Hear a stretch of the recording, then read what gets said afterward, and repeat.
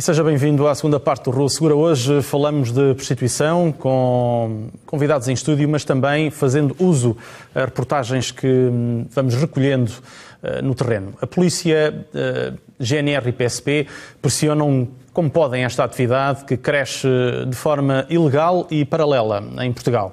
Uma das formas de pressão faz-se com as rusgas em bares, suspeitos de acolher prostitutas, mulheres ilegais. A operação que vamos ver a seguir aconteceu em Silves.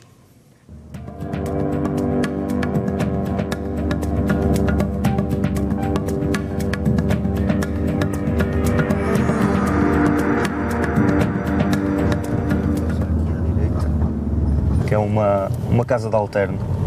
Este tipo de estabelecimento é mais pela questão dos estrangeiros ilegais.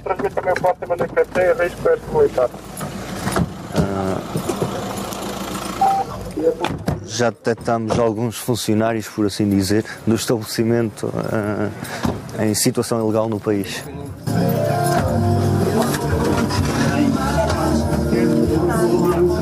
A senhora também?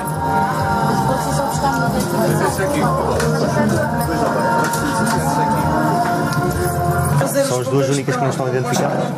A senhora não tem identificação nenhuma, não? Sim, mando levar os documentos ao posto de Lagoa. E esta senhora só tem o passaporte, mas não tem título de residência, é brasileira, diz que está casada com português, tem que me fazer prova disso. Não sou casada com português, fui casada com brasileiro que tinha residência, mas foi embora. Que tem, mas tem que se verificar. Não faz prova disso? Sim, eu tenho certidão de casamento com ele. Pronto, de qualquer forma, depois pode ligar para alguém, as senhoras vão ser transportadas para o posto de Lagoa, pode ligar para alguém seu conhecido para ir trazer essa prova, está bem? Posso levar Onde é que a senhora reside? aqui em Portugal. Ele vai com você a Então já casa? vamos ver isso, está bem? Confirma-se com o CEF. Para aqui, minha senhora, faz favor. Duas delas não temos a certeza se elas estão legais ou não no país. Posto isto, vamos transportá-las para o posto, no sentido de averiguar junto do CEF qual é a sua situação no país, se estão legais ou ilegais. Vai ter que ficar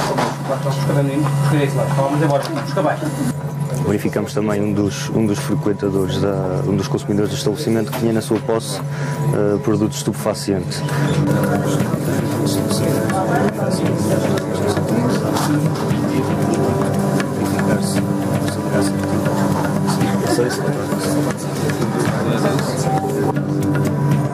Sim, vai-se para encaminhado para o posto, verificar se isto é mesmo a rachixe e é o normal, é fazer o upload da ordenação. Mas o 3 alfa já vem aí. Informa o rapaz. Sim, vai ser encaminhado para o posto. Exatamente. Foram duas cidadãs, uma ucraniana e outra brasileira, encaminhadas para o posto de Lagoa para verificar a sua situação de permanência no nosso país, em território nacional. Feito fax para o CEF, verificou-se que as mesmas, a cidadã ucraniana foi notificada para comparecer lá no prazo, aliás, para comparecer no CEF, ou então teria que abandonar o território nacional no prazo de 20 dias. A cidadã brasileira foi notificada para comparecer no CEF no dia 4 de setembro. Foram essas duas infrações. Tivemos também um auto contra ordenação por consumo de produtos estupefacientes.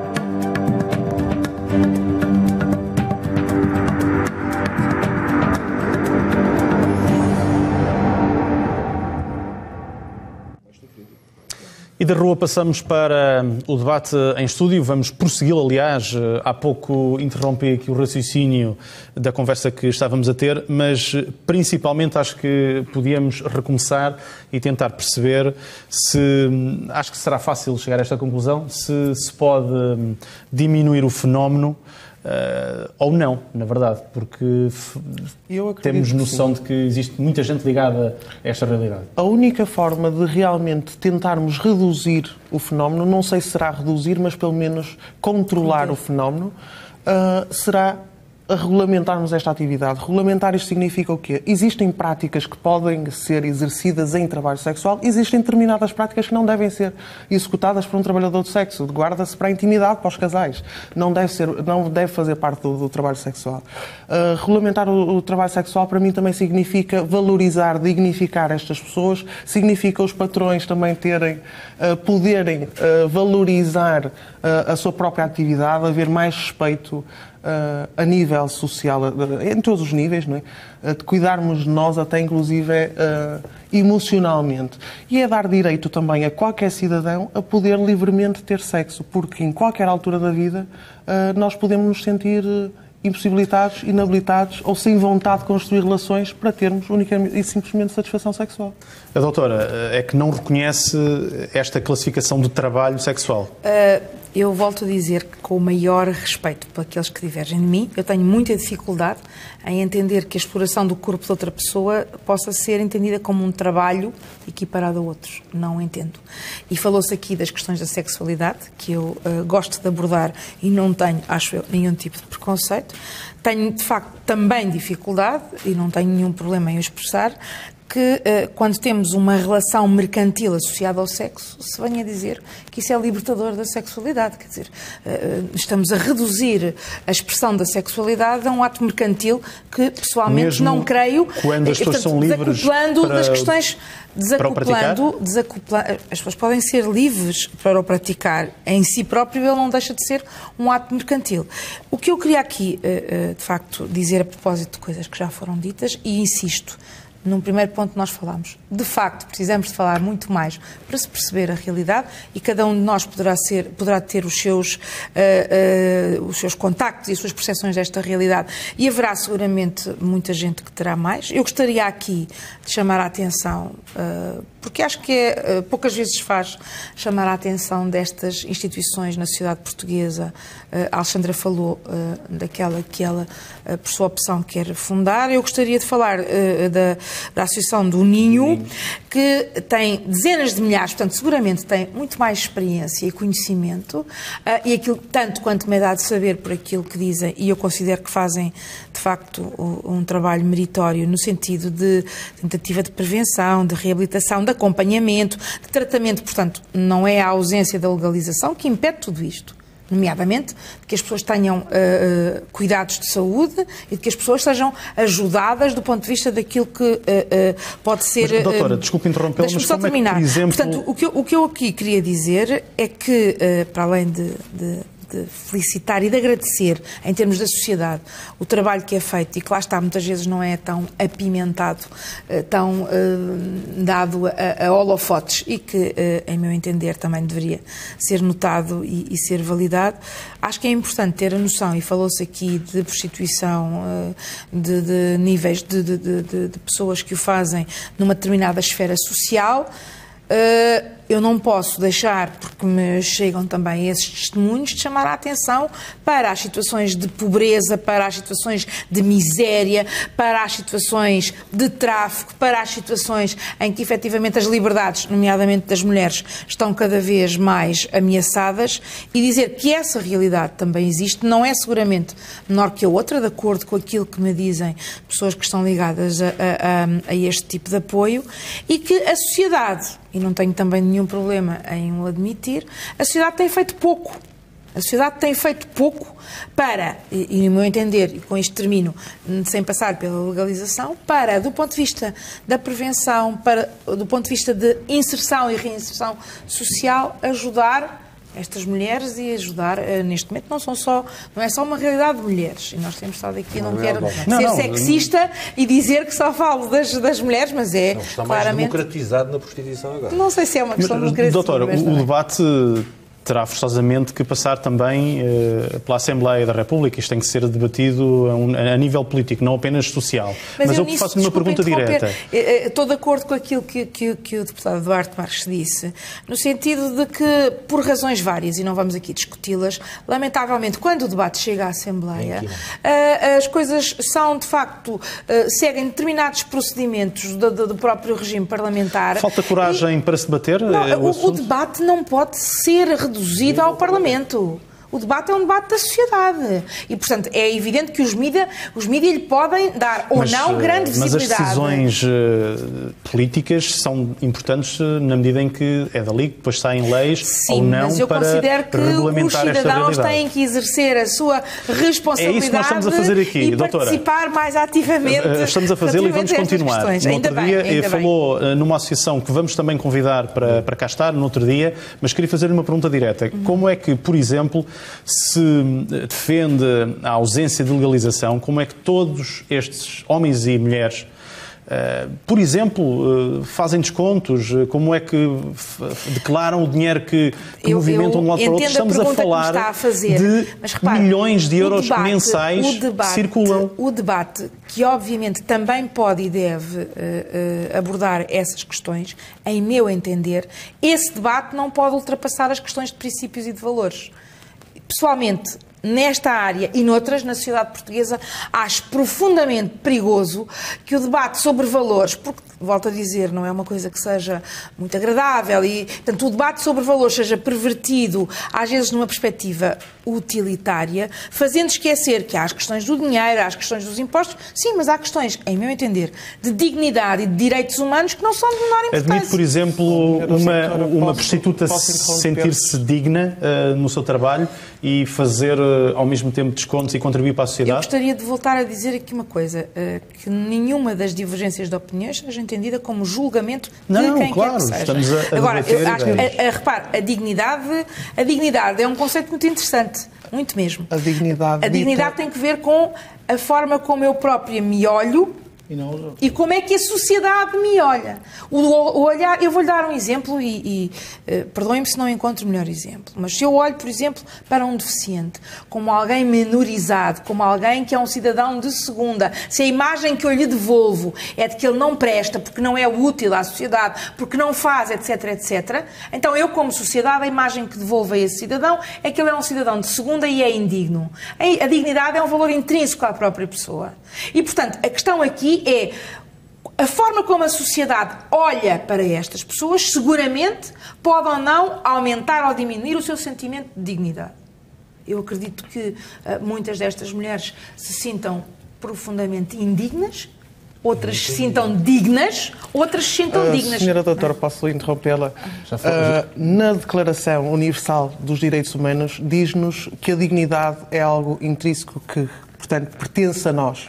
Exatamente. Eu discordo com essa ideia de que, quer dizer, o fenómeno, ou dizemos em comportamento desviante, foi uma das cadeiras que eu tive cuidado de fazer, que entretanto entrei em depressão precisamente porque não concordo com nenhuma dessas teorias, que é a teoria da normalidade, ser-se normal ou não.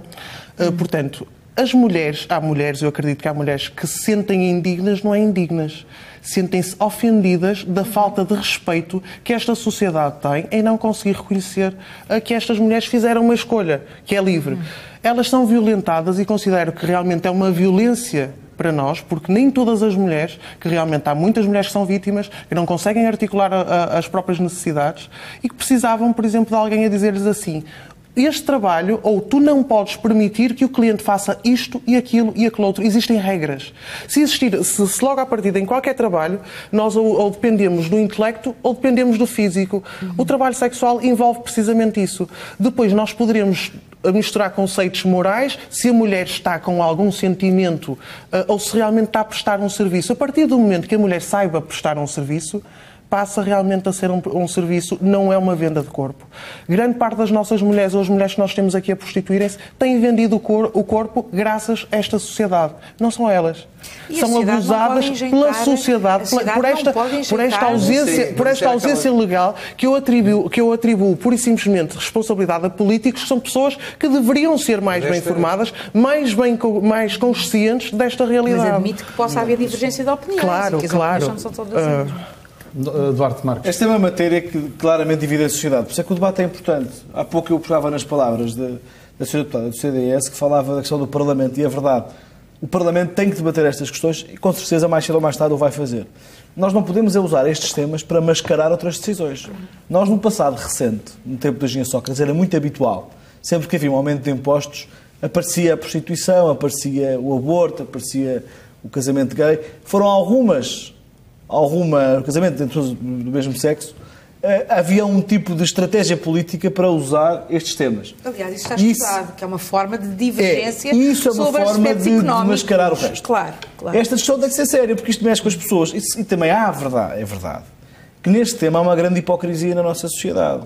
Se perguntar a opinião das pessoas, depois comparar com o que elas fazem na sua vida, é como no aborto. Tem uma opinião pública e uma opinião privada. E, portanto, a sociedade vive nesta hipocrisia do bem parecer. Para mim, é tão condenável, é tão criminoso uma senhora que é obrigada a prostituir-se por outro, como alguém que é obrigado a fazer um trabalho que não quer e é obrigado por outro, um escravo. Isso para mim é tudo igual. Agora, quem o faz por opção, temos que perceber que há essa liberdade também. E nós não podemos impor a liberdade aos outros, aquela que nós defendemos. A dignidade é pessoal. E é óbvio, e eu concordo um pouco com a sua análise, que também a forma como a sociedade olha também ajuda à percepção dessa pessoa. E esse é o respeito que devemos ter. Eu sei que é muito discutível a questão do trabalho. Eu percebo. E percebo aquilo que a Alexandra diz. Eu tenho a consciência que se conseguirmos legalizar e criar um conjunto de normas que sejam mais transparentes, vamos com isso conseguir irradiar com mais profundidade aqueles que abusam da fragilidade das pessoas. Exatamente. Vamos assumir o problema porque ele existe. Há gente que poderá discutir se devemos erradicar e tentar fazer tudo para acabar com a prostituição ou não. Eu percebo que há pessoas que consideram que devemos fazer tudo para acabar, para não haver uma pessoa que se prostitua. Mas também há pessoas que pensam que faremos o possível para que isso diminua e seja exclusivo de quem o faz de livre vontade e por opção. Como há pouco dizia, há gente que prefere ser prostituta e prostituir-se e ganhar mais do que ter outras profissões. E essa é uma liberdade que as pessoas têm e que eu percebo que alguém condene e que possa não concordar e discordar. Mas deixemos as pessoas em liberdade. E o direito à nossa própria opção é muito importante. E, portanto, aquilo que eu considero que é fundamental no futuro fazer, não sei quando, sei que não é urgente, porque enquanto não se criminalizar, a coisa não está bem. Mas também não é como noutros países. Eu quero evitar que alguém pense que vamos criminalizar isto. Eu quero parar esse caminho. E a minha opção é impedir que esse caminho aconteça. Eu estou aqui, eu sou deputado do PSD, mas dou apenas a minha opinião pessoal.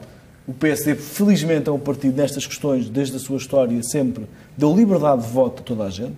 Há alguns partidos que se arrocam como grandes defensores da diversidade e das ideias, normalmente mais à esquerda, não têm liberdade de pensamento e, portanto, não decidem por eles. No nosso caso, é capaz de encontrar no PSD metade da bancada com uma opinião e outra com outra metade.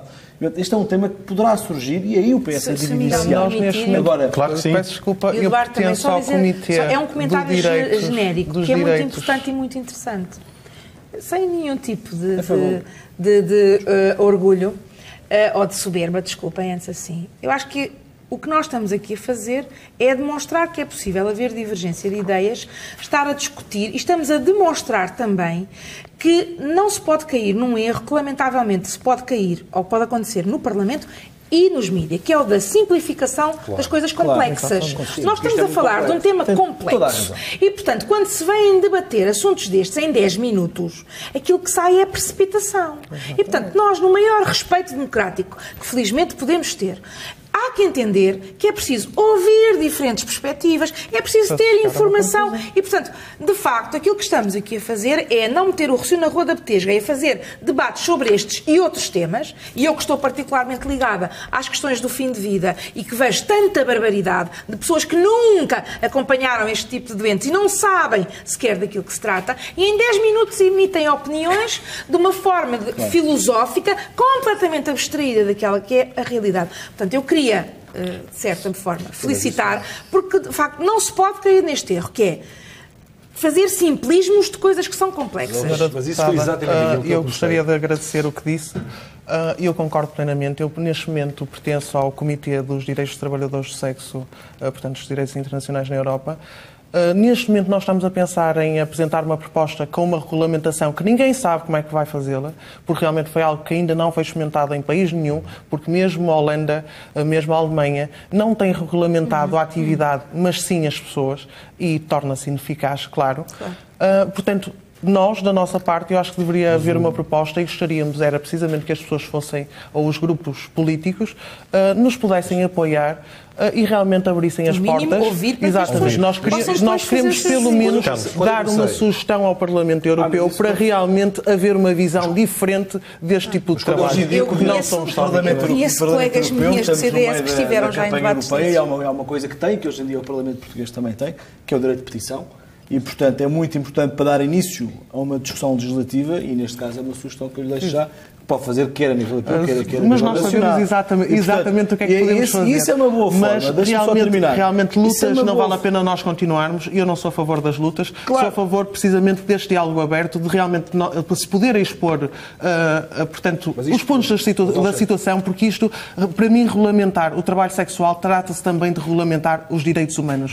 Porque os direitos humanos estão a ser violados, peço desculpa, estão a ser violados não é só a nível de trabalho sexual, mas todos nós, enquanto cidadãos. Só uma coisa a isto. Nós também temos que olhar para as pessoas que optam por este caminho, e o resto é para eliminar. Estou a falar dos que optam por este caminho. Nós somos uma sociedade, como sociedade, temos que olhar por todos nós. Claro, Alexandre, deixa-me só terminar a dizer isto. Estas pessoas vão ter 70 anos e 80, se viverem bem, se conseguirem lá chegar. Vão ser idosos. Vão ter, se calhar podiam ter uma reforma noutros trabalhos, aqui não podem ter. Vão ter filhos. Os filhos vão ter... Ou têm filhos. E vão ter filhos na faculdade, filhos no liceu. Há aqui um conjunto de direitos da sociedade, das pessoas, que têm que ser protegidos de alguma forma. E daí eu percebo a necessidade de tentar arranjar algum tipo de regulamentação. Exatamente. Porque há pessoas, eu não quero falar da questão financeira, mas há pessoas que querem pagar os seus impostos, que querem ter não regulamentar isto é estar a roubar... Não, há gente que diz não. Há pessoas que olham e dizem, vocês querem cobrar mais impostos. Não, eu quero que a Alexandra possa, daqui a uns tempos, ter uma pensão. E se por acaso passar dificuldade, o Estado está a não é só a mim. Não regulamentarem é a mim, é a minha família, é uma vida que eu pudesse querer ter e não a tenho precisamente por achar que se tiver a opção de o fazer. Eu, por exemplo, aquilo que aqui neste debate é aquilo que a doutora disse há pouco, que passa por nós querermos, e que eu comecei por dizer quando quis que os conceitos têm que ser claros. Ou seja, nós não podemos falar de prostituição e falar do tal tráfico de seres humanos. Também não podemos falar daquelas mulheres que nós vimos ali, as tais que o Ninho trata, e trata muito bem. É uma instituição extraordinária que faz um trabalho silencioso, brutal. Mas aquelas são aquelas que se prostituem contra a sua vontade.